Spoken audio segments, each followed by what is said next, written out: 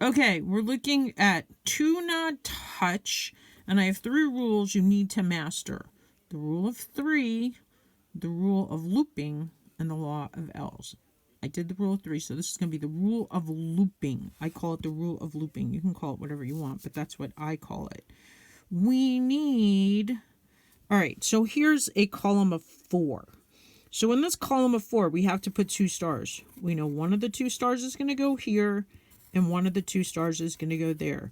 We don't know which of these spaces, but we do know absolutely this shape has to have 2 stars in it.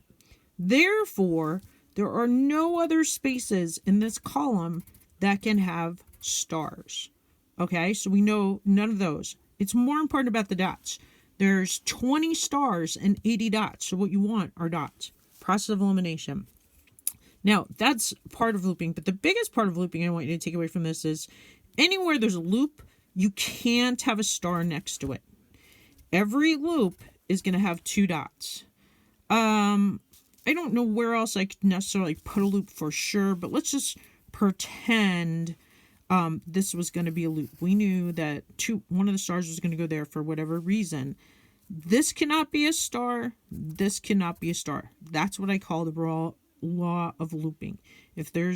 We know a star is going to go here. There cannot be a star next to it on either side. So every time you draw a loop, you get to put 4 dots. Now I'm erasing this because I just made that up just to point out the point. And then if you have 2 loops in a 4 space, you can also knock out all those extra dots. So look, we're getting 1, 2, 3, 4, 5, 6, 7, 8, 9, 10 dots out of knowing 2 of the stars have to go there. There's also, like, if you have a loop of 3, I should have picked a different puzzle. Let me see. Is there one over here where there's a loop of 3? I can show you. Well, all right, here.